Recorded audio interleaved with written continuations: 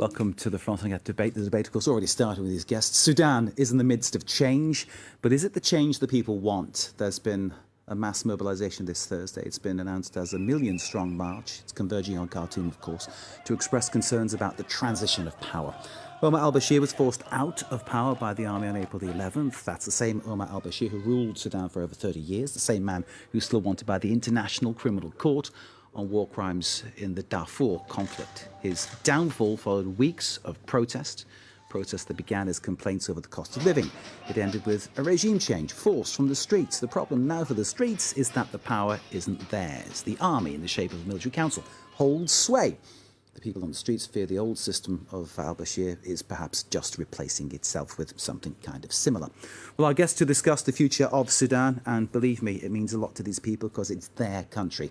Let me introduce them to you in no order of preference, because I'm just glad that you're all here to discuss and share what you feel. First, Azza Ali, a civil activist, thank you very much for being with us. On the other side of our studio, but not necessarily against, Abdalwahyid al-Noor, co-founder and chairman of the Sudanese Liberation Movement. Good to see you, sir. Again, other side of the studio, Ali Treo, who's chief negotiator of the Sudan Liberation Movement. That's the SLM led by Mini Minawi. Thank you, sir, for being with us. Joining us from London is Dame Rosalind Marsden, who is Associate Fellow at Chatham House's Africa Programme, former British Ambassador to Sudan and EU Special Representative for Sudan and South Sudan. Dame Rosalind, thank you for joining us too. And coming to us from Khartoum by Skype is Firas Faisal, who is a protester. And we're looking forward to hearing from you, Firas, about what's been happening today and what the current feel is there. We'll get back to you in a moment. First, the latest from our correspondent in Khartoum, Julia Steers. Hundreds of protesters poured into the capital this week, greeted by jubilant crowds after 3 days of travel by bus from Darfur. This is a feeling that we all Sudanese have been dreaming about, to become as one nation, to have all our brothers in nation from Darfur and from other parts of country. After years of being targeted for their ethnicity, it's important for Darfurians to be a part of the movement. We must unite to overthrow the system together, the corrupt system that caused the death and homelessness of people in Darfur and elsewhere. For now, the new arrivals are making do, sleeping in tents at the sit-in site. They're determined to have their voices heard and to work toward the full dismantling of the former regime. These are our brothers who came from the territory of Darfur. We did what we could do. We came here with a purpose, to overthrow the system. After that, we can celebrate and go back. If the system isn't completely gone, there's no going back. We'll stay, we'll observe Ramadan here. They wake up to the sounds of the revolution and prepare to join thousands of others in the streets. But Darfurians here say they're not only seeking total regime change, but also justice for crimes committed by Omar al-Bashir. Some of the Sudanese want to judge Bashir here. They want to hang him or they want to execute his head. That's what I want to do. But what I think it should be right to be done, the International Criminal Court has to take its steps forward. The military government said they won't extradite al-Bashir to The Hague, but together with the voices of Darfurians, calls are growing for the ex-dictator to face international justice. Julia Steers and Bastien Runwi, our correspondents there in Khartoum. Before I let loose our guests, let me just tell you we've asked the Sudanese embassy here in Paris to provide a guest to come in and speak to us from their perspective. They declined the invitation. We made an approach to the military council to do the same, and again, no replies. So we tried our best to give balance.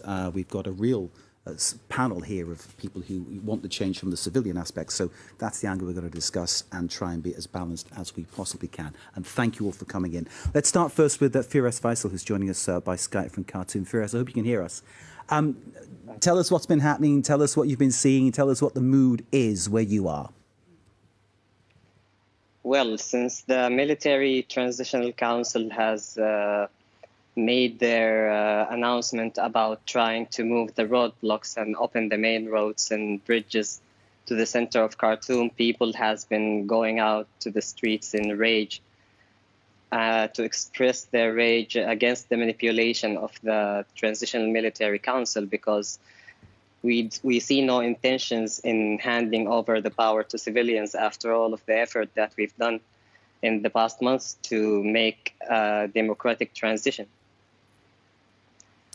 Is there any fear from your perspective about what might happen when you express what you've described as rage? Well, what is going to happen is that the revolution is going to keep going until it fulfills its objectives. In the middle of the announcements of the military council that they will not allow chaos and they will not allow Sudan to slip into chaos, and of course they mean by that people at the sitting and the people protesting on the streets, but there is no response at all from the protesters other than an increasing pace of protests. Firas, thank you very much. Let me bring in now from London Dame Rosalind Marsden from Chatham House, a former British ambassador to Sudan. Dame Rosalind, in terms of how you're seeing this with your knowledge of the country and how things work, do you have a good feeling about what's happening, or do you have any misgivings? Well, it's clearly a historic moment for Sudan, and the future of the country is still uncertain because there's still been no handover of power to the civilians, which is what the protest movement has been asking for, an immediate transition to a civilian administration. All the way through the last 4 months during the nationwide peaceful protests, the main slogan of the protesters has been peace, freedom and justice. So over the last few weeks, we've seen negotiations going on between the Transitional Military Council and the protest leaders, who are grouped under the name the Forces for Freedom and Change, which includes professionals, trade unionists, opposition parties and civil society. And they've been asking for a swift transition to civilian rule. We understood a few days ago that there was possibly an agreement had been reached in principle to have a joint sovereign council with both civilians and military taking part. But there's still been no agreement, I think, on the composition or on the powers of the various transitional bodies. And I understand that the Forces for Freedom and Change have now put forward a set of proposals setting out their views. But we don't know how the Transitional Military Council will respond. And there's obviously great concern and lack of trust as to whether it's going to go forward in the way the protest leaders are demanding, and hence the determination to keep the protest going outside the military headquarters and to keep all this going until the objectives of the revolution have been achieved. Dame Rosalind, for now, thank you very much indeed. Dame Rosalind joining us there from London. Firas Faisal in Khartoum. Here in the studio, 3 guests with a real interest in the situation, starting here with civil activist Asa Ali. In terms of, I mean, I imagine you wish that you were in Khartoum now as part of that protest. Okay. Peace, freedom and justice and revolution, the choice of nation.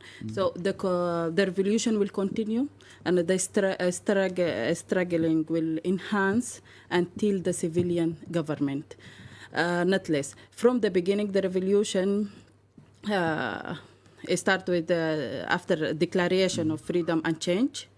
So until they achieved all the point in the declaration, freedom and change, the citizen will continue. Now, a lot of people, more the protesters, come from the other region, from the Sudan, for the support the citizen in Khartoum, and it will continue even in the Ramadan, the difficult time in Ramadan, until the civilian government, not less. Indeed. Protesters coming as far away as from Darfur as well, which of course is obviously with the genocide that began in 2003, and the violence still continues. The main rule for the military now to government to protect the revolution and protect the people. This is the duty for the military. Do you think they're carrying out that duty, or do you think it's a self-interest situation? It must be the military duty and military role protect. So they must protect the revolution and protect the people. And also we had enough from the military government, more than 50 years. And Sudan destroyed within this period of time. So now all the revolution is done by for developing and for the civilian government. The military government only protect the corruption, not less, in the Africa. Okay, okay. Asa, thank you. And can I just say to all the guests, don't hesitate to join in anytime you wish, and I'll try to sort of make sure you'll get an equal say if you have something you want to butt in about or talk about. And that goes obviously for our guest in London and in Khartoum. Back to the studio, Abdalwahed Al-Noor from the Sudanese Liberation Movement. So Abdalwahed, at this point in time, is it frustration you feel? Is it a sense of not trusting what's going on that you feel? Tell us what your thoughts are. No, I'm not frustrated. I'm very optimistic. Ah, okay. Yes, this is accumulated revolution. We fought this government 18 years continuously. We faced genocide, ethnic cleansings, and war crime and crime against humanity. And this is why nearly all of their cabinet is wanted by ICC. So our society is already paid. We suffer a lot. We demonstrate in the street 18 years continuously. A lot of civilians killed and raped and driven from their homes. It is an accumulated. We believe that it's an accumulation because we shift this Islamic fundamentalist government from their own purpose to ours. We fought them, we exhaust them financially, buying weapons, corrupted international figures to have a resolution in their favor, paid to militias. For 18 years, we refuse any kind of fake deals. This means that we let them feel a failure state. So after that, Sudanese people, all of them came in the street because they believe, in particular youth, girl and women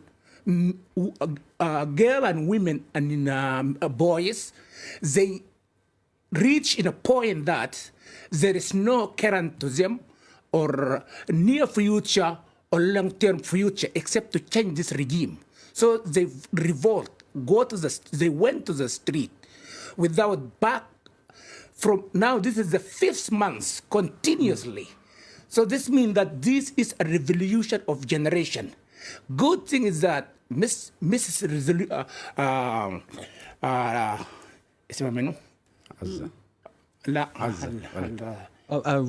Dame Rosalind. Dame Rosalind, excuse me. Yes, Ambassador Rosalind is here. I remember there was a meeting for Sudan called in 2016. I told them. You told Dame Rosalind? Yes, they were the international community's observers and facilitators. The massive majority of Sudanese representatives, in particular new generation, is not here in this table.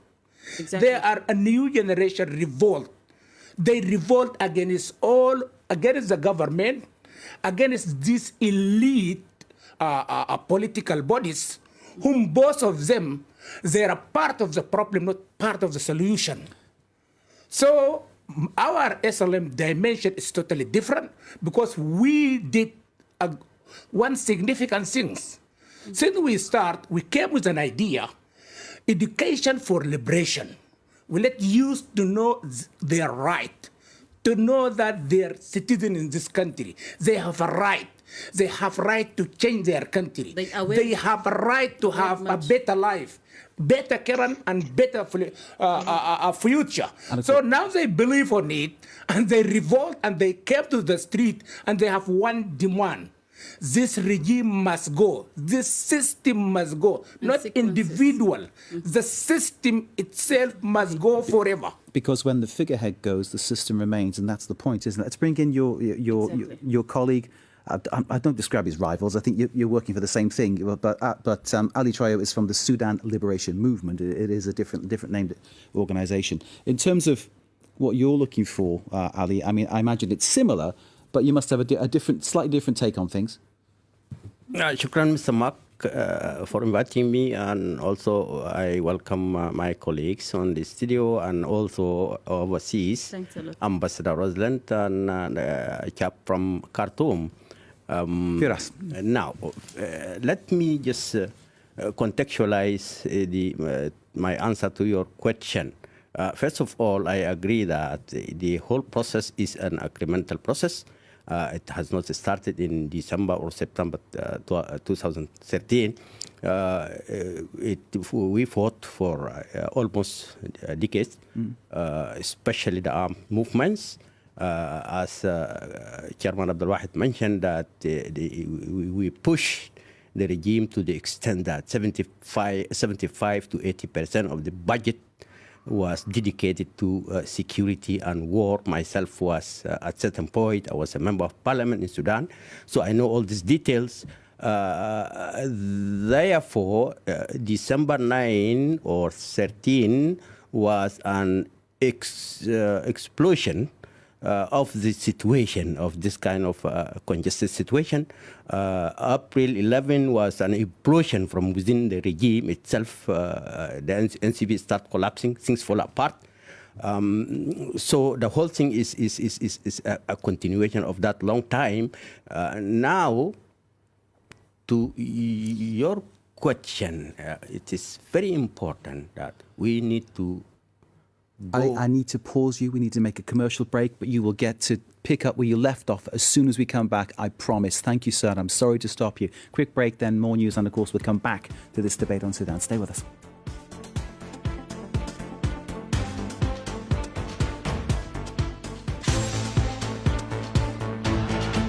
Welcome back to part two of the France 24 debate. We're talking about Sudan. A march billed as being 1 million strong is gathering in Khartoum. The people whose protests forced the ouster of long-standing dictator and wanted war criminal Omar al-Bashir are worried, concerned their dreams of democracy will be lost somehow in transition. So the hopes and fears for the future of Sudan are being discussed here in our studio. Our guests are, I'll quickly run through again, Asa Ali, civil activist, thank you for being with us. On the other side of our studio, it's Abdalwahed Al-Nur, co-founder of the Sudanese Liberation Movement. Ali Trayo, on the other side of the studio, chief negotiator of the Sudan Liberation Movement. And two guests joining us from afar in London, Dame Rosalind Marsden of the Africa programme at Chatham House, former British ambassador to the Sudan, and live in Khartoum, protester Firas Faisal. I promised I would come back to Ali Trayo here from the Sudan Liberation Movement, who was just about to give us his point on what you are looking for right now. Go ahead, sir.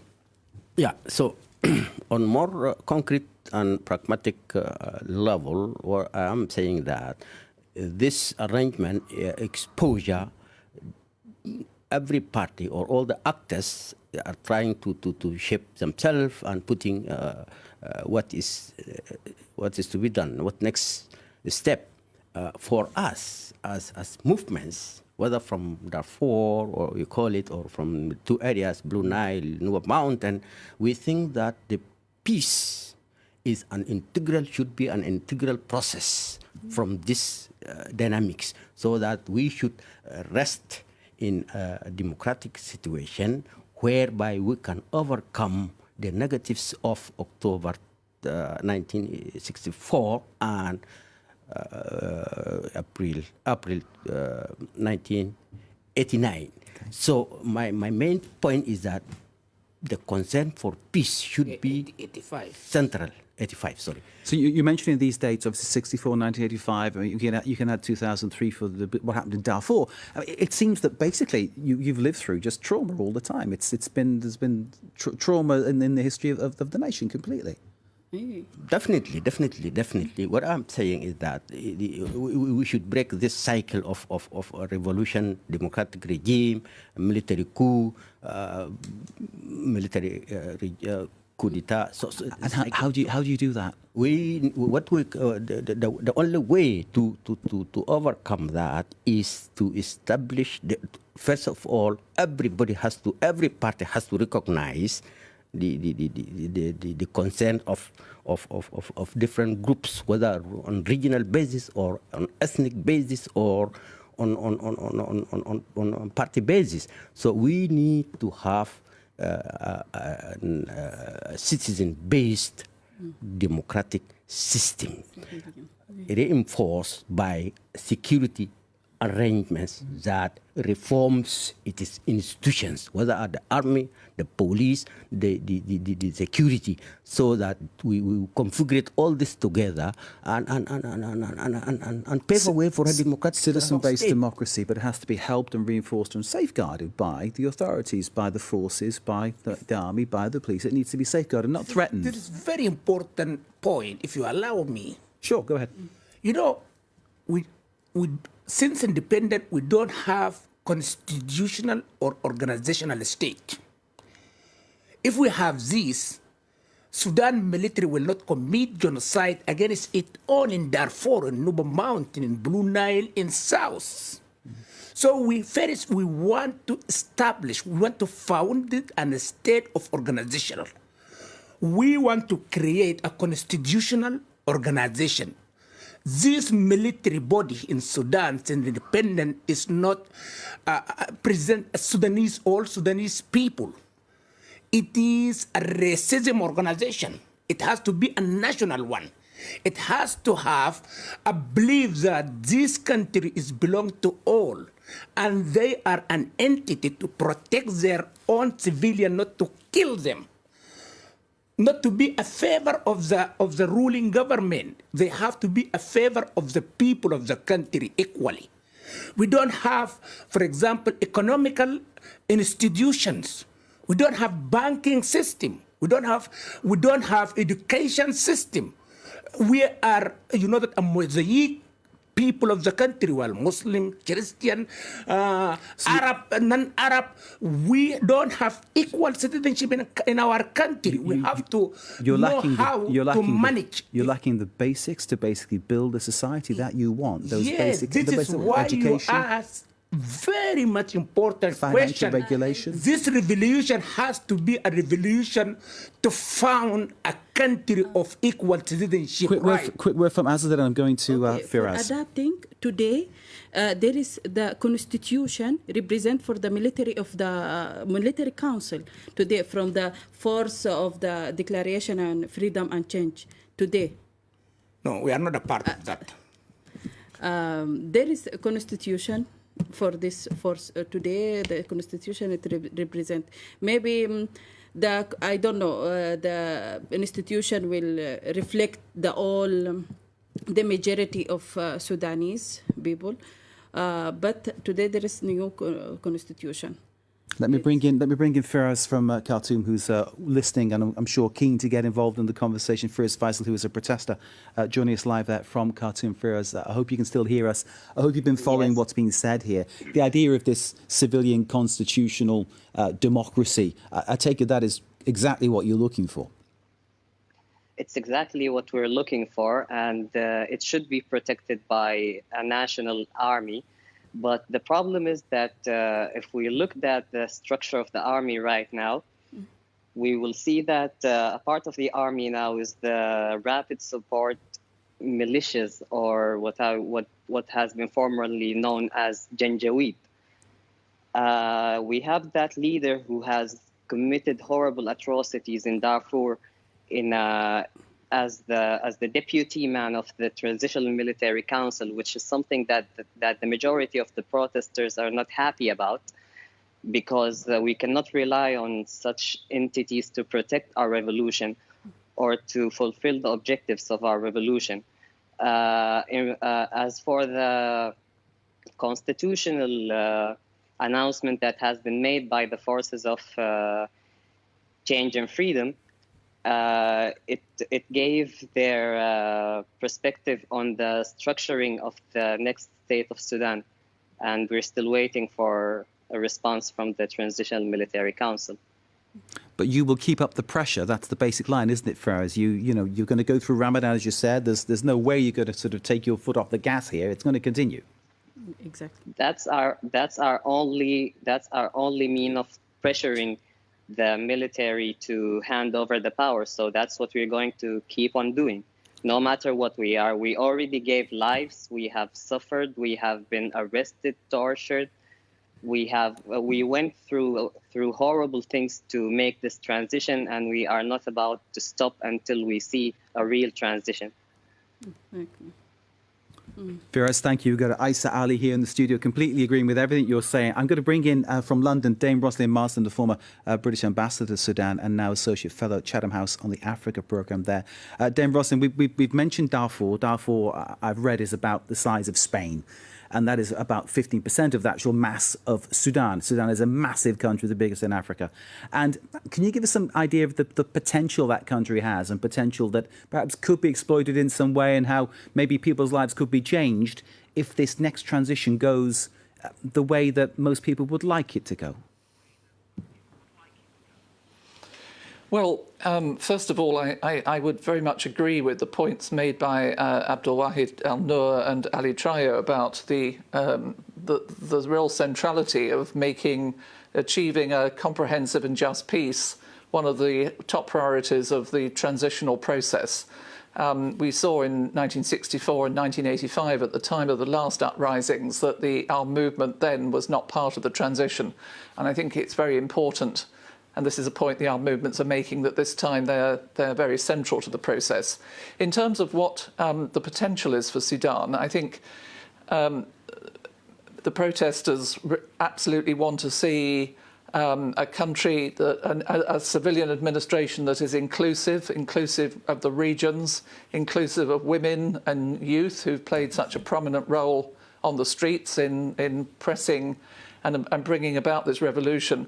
But they want to see a government that is based on equal citizenship, recognises the huge diversity of the country, and that respects human rights and the rule of law, which, as has been pointed out, has been very much lacking so far. So I think there is a feeling that in order for meaningful reform to start, for the economy to be stabilised, and for the people of Sudan to start to move forward, drawing on all the huge talents that exist in the Sudanese population, the first step is to reach agreement on a civilian-led government, on the powers of the various institutions during the transition, how long that transition should be, and then during the transitional period, that civilian government would lay the foundations for a conducive environment to have free and fair elections, which we haven't seen in Sudan. That I think is sort of some of the priorities that are very much in people's minds, and that's why everyone's so keen to get agreement on civilian rule so that things can move forward. And the people of Sudan can start to live the sort of lives in freedom and prosperity that they so much deserve. Here, here. Thank you very much, Dame Rosalind Marsden there. We mentioned the military council, of course. Do you have a sense around the table here that these people, of course, we invited them to join us. They didn't provide anybody to do that, and neither did the embassy here in Paris. But do you have a feeling that these people want to compromise, or are they actually trying to shut the civilians out of things? Ferris, if you allow me. Go ahead.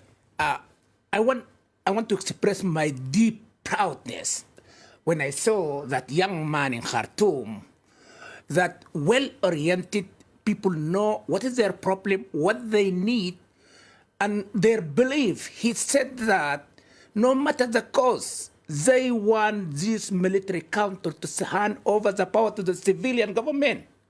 This is what we fought for 18 years. We paid everything to achieve that goal.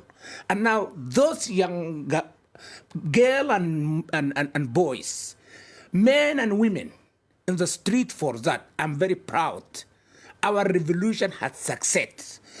To be frank with you, this what is called a military council is not they present this position. It is the revolution of these young heroic girls and boys in the street. They suffer, they pay everything. They force Bashir to step down, and they force the other one to step down. And now they will force this military council to step down because the power is not theirs. The power is the power of the people who revolt. And I think everyone here will agree exactly with what you're saying. Before we progress any further, let's take a listen to This is on tape. It's someone from the military council leader, I believe, giving us an opinion to try and sort of give us a kind of balance on the situation. Let's take a listen to this extract. We, as the Transitional Military Council, want a Sudanese national and civil revolution, including the youth who don't have any political affiliations or agenda, youth who care about the country and civilians.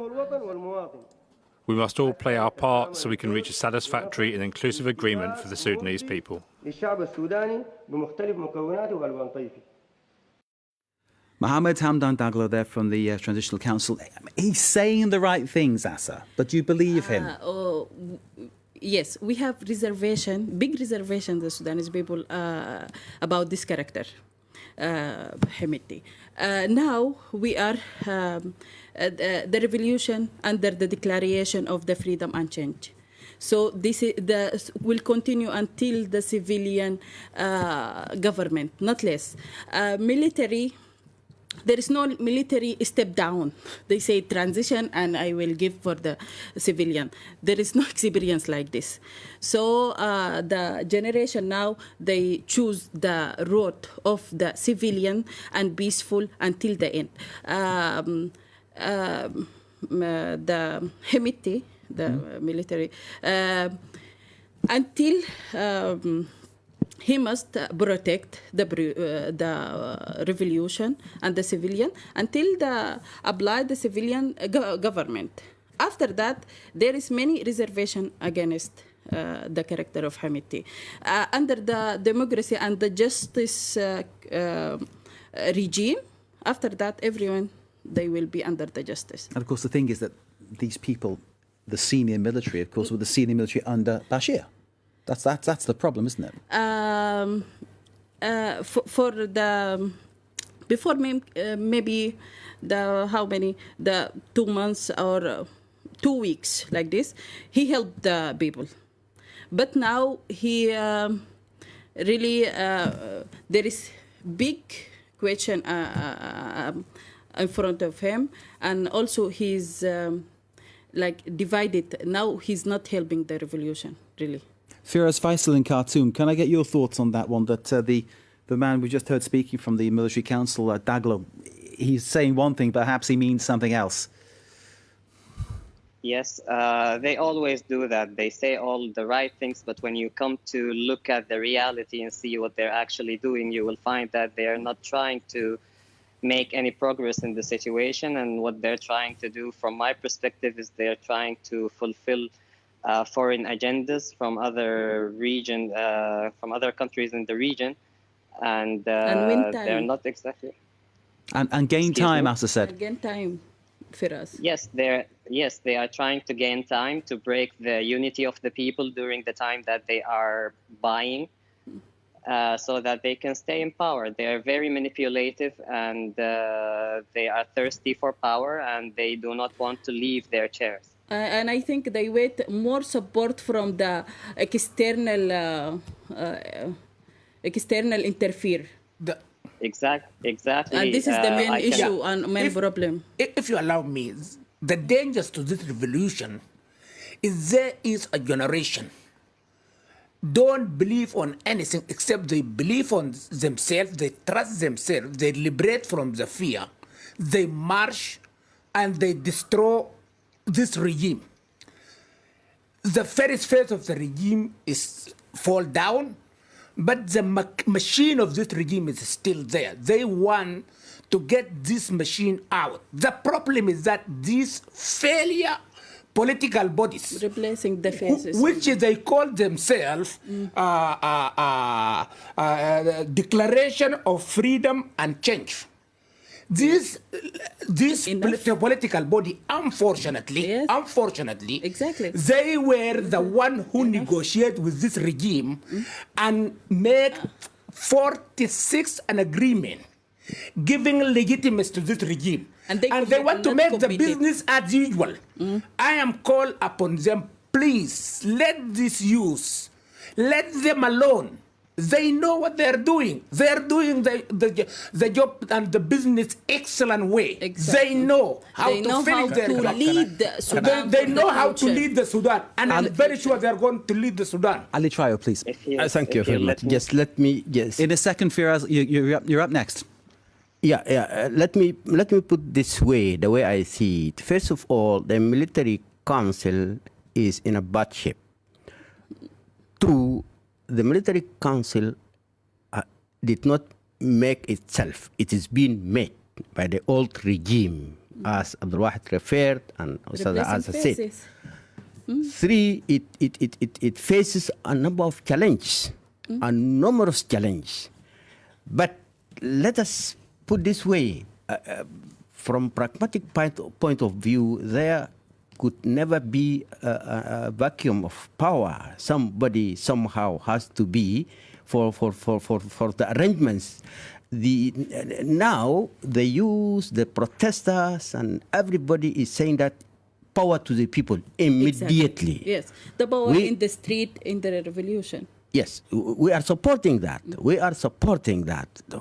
But the point I want to make, any arrangements, power to the people, yes, but that call should integrate an element of peace into that process. Exactly. If you get power to the people, like classical model in October 64 or April 85, you will face different challenge and you will repeat. Exactly. So it's circle. Exactly. It opens another difficult box. Can I just pause you because I need to bring in Firas from Khartoum who wanted to speak. Firas, are you still with us? I hope you are.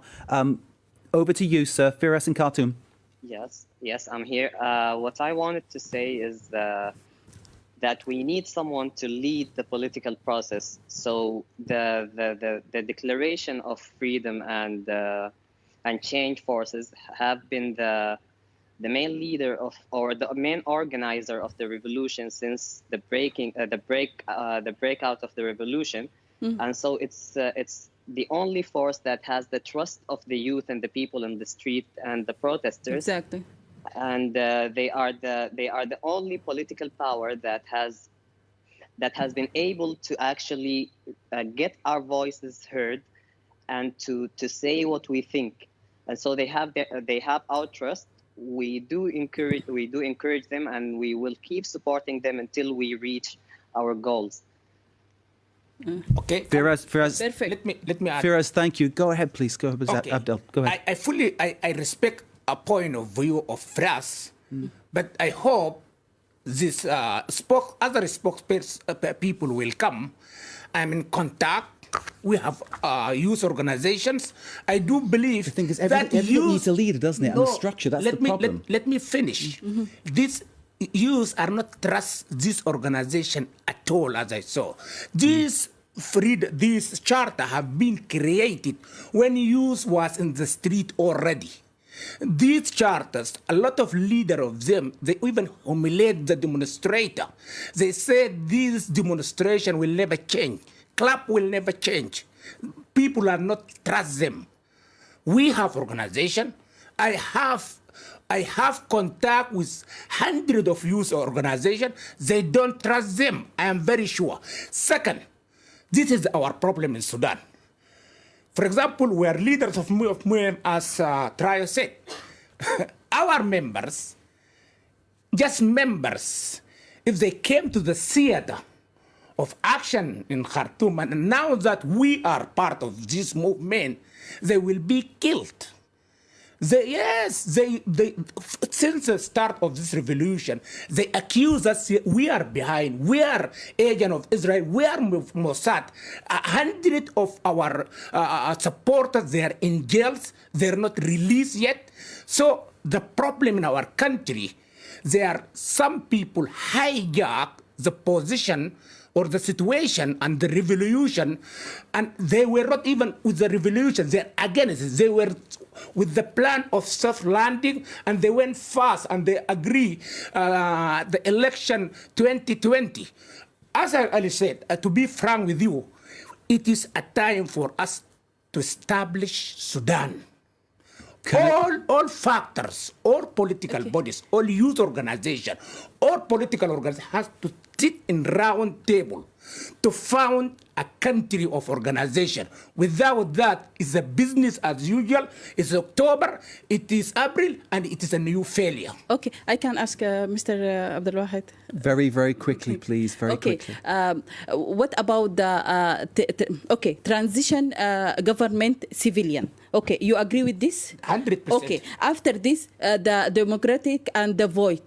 You agree with this? Yes. Okay, so now we're talking about the 4 years transition. So all the majority of the the revolution now behind the declaration, and after that, within the 4 years, it will be after that the void. So we are all support now this point. That is your view, and I fully agree with you. But let me tell you, in Sudan, there are people pay.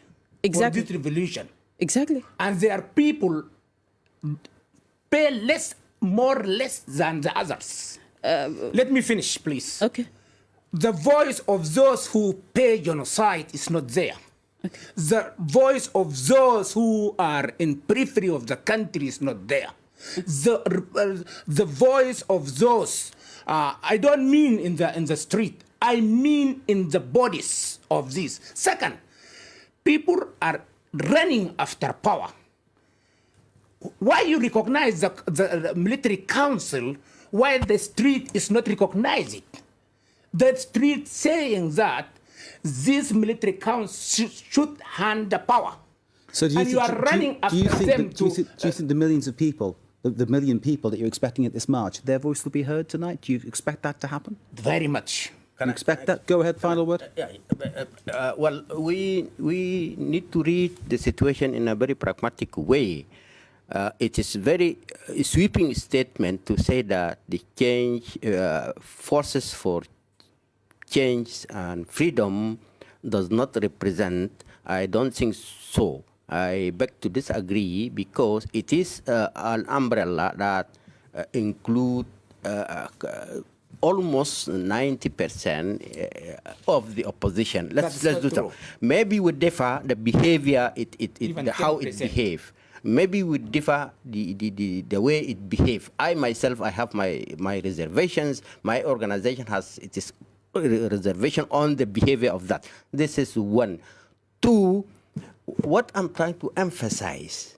The message that I'm trying to send to FCF quickly, please. Or anybody that if we don't ingrain the issue of peace in the 3 areas, Darfur, Blue Nile, and Nuba Mountain, we are going to a failure in the Eastern Sudan. Because look in Darfur, for example, we have about 3 million IDPs. Nobody is representing them. Nobody is considering their representation. Now, allow me. I want to make one appeal here. You can hear how this is. One appeal. You know that in Darfur, Nuba Mountain, Blue Nile, the government blocked a humanitarian organization not to help people. I am calling upon international community. Please open corridors to humanitarian organization to end. Time is against us, I'm afraid. We need to end the program here, but thank you all very much for joining us. Ali Assa, Abdalwahed Al-Noor, Ali Trayo from Dame Roslyn in London, and Firoz Faisal in Khartoum. Thank you all for joining us and sharing your views, very passionate views too, and so they should be, on the future of Sudan. Thank you very much, and thank you for watching. Stay with us.